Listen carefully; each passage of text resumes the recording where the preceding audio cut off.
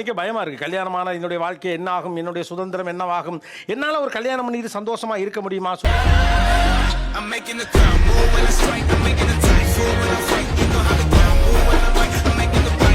சொல்லுவாங்க, நாங்கெல்லாம் கல்யாணம் பண்ணிக்கலையா, நாங்கெல்லாம் நல்லா இல்லையா அப்படின்னா இவங்க மைண்டுக்குள்ள நினைச்சுப்பாங்க, நீங்களாம் எங்கடா நல்லா இருக்கீங்க? நல்லா இருக்கிறியாண்ணா? நான் நல்லா இல்ல. என்ன பயம்? திருமணம் செய்து கொள்ள என்ன பயம்? அதான் இல்லங்கிற. நீ எதுக்கு அதெல்லாம் கனவுல எதுக்கு பதிலுக்கு சொல்லணுங்கிற? அப்பா அம்மாங்களுக்கு பசங்க கிடையாது. நானும் கல்யாணம் பண்ணி போயிட்டா அப்பா அம்மாவை யார் பார்த்துப்பாங்களோங்கிற ஒரு பயமும் இருக்கு எனக்கு. இவனை நம்பலாம், உன்னை நம்ப முடியாது. இது அந்த பண்பு அந்த இது என்கிட்ட இல்லையோ இன்னும் இல்லையோ அப்படின்னு நான் நினைக்கிறேன். என்ன வயசு உங்களுக்கு? எனக்கு இப்போ 35. தம்பி இன்னும் பச்சை பிள்ளையா இருக்கேடா. எனக்கு என்ன பயம்னா, என்ன ஒருத்தவன் எப்படி மேய்ப்பான், என்னெல்லாம் யாருக்கும் செட்டே ஆகாது. நான் ரொம்ப டிஃபிகல்ட். நாளைக்கு எது நடந்தாலும் என்ன சொல்லுவீங்க? நடிக்காத, நீதான் எனக்கு நல்லா தெரியும். போது நிறுத்திக்க. பேச ஆரம்பிச்சாலே அந்த இடத்துல ஒரு கலவரம்தான்ற மாதிரி இருக்கும். அப்படி இருக்கும்போது ஒரு அன்னோன் பர்சன் நான் போறேன், ஆல்ரெடி நமக்கு மென்டல் ஹெல்த் ப்ராப்ளம் வேற இருக்கு.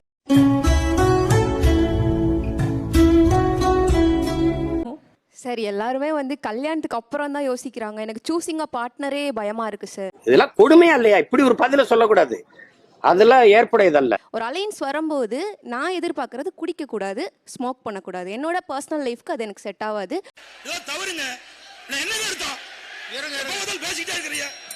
என்ன பண்றீங்கம்மா நீங்க? நான் ஐடி ப்ரொஃபஷனல், சாஃப்ட்வேர் டெவலப்பர். சும்மா தெரிஞ்சுக்கிறதுக்காக கேக்குறேன், எவ்வளவு சம்பாதிக்கிறீங்கம்மா? Around 1 lakhs.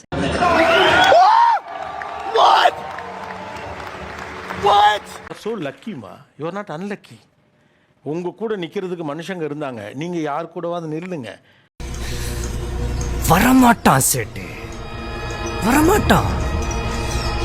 அம்மா கூட நில்லுங்க. நாளைக்கு ஒருத்தனை கல்யாணம் பண்ணிக்கிட்டீங்கன்னா அவங்க கூட நில்லுங்க. கோடி ரூபா கொடுத்தாலும் சில விஷயங்களை நான் செய்ய மாட்டேன்.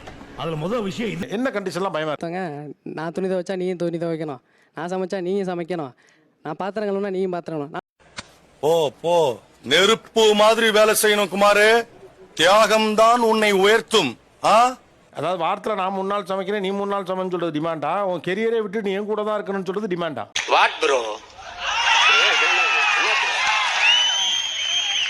It's very wrong bro. பொருளாதாரம் நமக்கு இல்ல, நமக்குன்னு நிறைய பொறுப்புகள் இருக்கு. அந்த பொறுப்புகளை அடையாம நம்ம ஒரு கல்யாணம் பண்ணிக்கிட்டோம் அப்படின்னா டிப்ரெஷன். பேரலா நமக்கு ஃபியூச்சர்ல ஒரு பெரிய நல்ல வேலை கிடைச்சிரும் அப்படிங்கிற நம்பிக்கையும் அவ்வளோ இல்லாம இருக்கா? Yes sir. வாய்ப்பே இல்லை. பக்கத்துல சார் எனக்கு கல்யாணம் நினைச்சாவே பயமா இருக்கு சார். சும்மா சும்மா இது எல்லாமே சும்மா. சார் கல்யாணமே வேணாம்லாம் இல்ல, பயம் வருதுல. ஆக்சுவலா இருக்க பயத்துல இப்பதான் பெரும் பயத்தை நான் பார்த்தேன். என்ன கோட்டச்சாமி? ஒண்ணும் இல்லையா? ஒண்ணும் இல்லையா?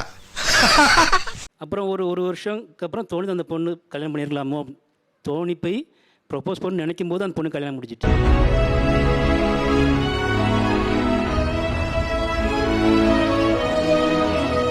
மனசுக்கு பிடிச்ச இன்னொரு பொண்ணு இருக்கு, அதுக்காக வெயிட் பண்றீங்க. வெயிட் பண்றேன். அதே மனசுலயே வச்சிட்டு இருந்தா இன்னும் 1 வருஷம் கழிச்சு அது பொண்ணுக்கும் கல்யாணம் ஆயிடும்.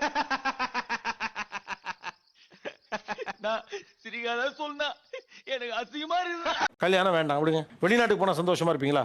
இல்ல. சரி, இன்னும் உயர் பதவி போனா சந்தோஷமா இருப்பீங்களா? இல்லையா? ரைட்டு. நான் நாட்டுல என்ன தவிர எல்லாருமே சந்தோஷமா இருக்கீங்க. இல்ல. ஒரு புதிய உறவுக்கு ட்ரை பண்ணிருக்கீங்களா? இல்ல. ட்ரை பண்ணுங்க. ஒரு மனிதனுக்கு இன்னொரு மனிதனால் தான் மகிழ்ச்சியை தர முடியும்.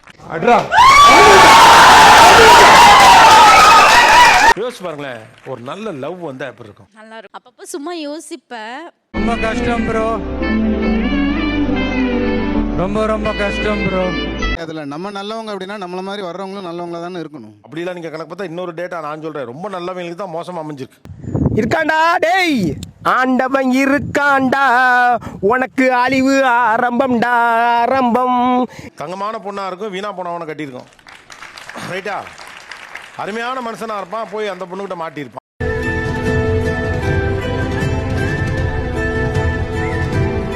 இப்போ ஃப்ரெண்டு வந்து வீட்டுக்கு வர்றாங்க அப்படின்னா எல்லா ஒர்க்குமே பண்ணுவா சார். ஆனா வீட்ல வந்து நார்மலா இருக்கிற டேஸ்ல பண்ண மாட்டா.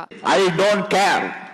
இப்போ ஒரு விஷயம் எனக்கு பிடிக்குது, என் ஃப்ரெண்ட்ஸ் வராங்க, இல்ல நான் ஃப்ரெண்ட்ஸ் கூட வெளில போறேன்னா நான் கிளம்பினா சீக்கிரம். இதே வந்து உன் லைஃப் பார்ட்னருக்காக நீ ஏன் பண்ணக்கூடாது? வாழணும்னு ஆசையோட வந்தோட வாசல்லே நீ பாட்டி அமிச்சிட்டீங்களாடா. நம்ம பார்த்து சொதப்புச்சுனா நாளைக்கு நம்ம தலையில போட்டுருவாங்க. இப்போ இவங்க பார்த்து சொதப்புச்சுனா காலம் முழுக்க நம்ம இவங்களே சொல்லிட்டு இருக்கலாம். If I'm not wrong, scientifically வந்து 25ல அவளுக்கு மேரேஜ் ஆகலைன்னா 30 தான் சொல்லிட்டாங்க. யாரு? ஜோசியக்காரங்க. ஆஸ்ட்ராலஜி மேல இருக்கு நமக்கு என் மேல இல்ல. இறங்கி தான் செய்யலாமாட்டாலும் கோவம் வருது, அந்த அளவுக்கு கோவம் வருது. மற்றவங்களுக்கு வருதா அப்படின்னு எனக்கு தெரியல. பேசாம இருக்கணும். நான் திட்டினாலும் கேட்டு வாங்கிக்கணும். நீங்க திட்டுனா கேட்டு வாங்கிக்கணும். அப்புறம் காலையில எனக்கு சமைச்சு வச்சிரணும். நான் வரணுமா?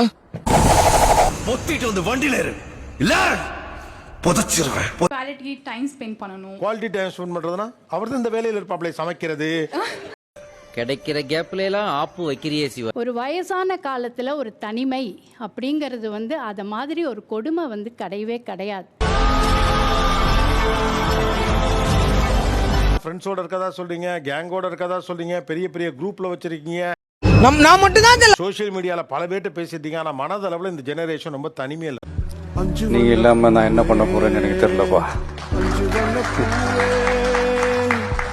So again, thank you all, thank you so much.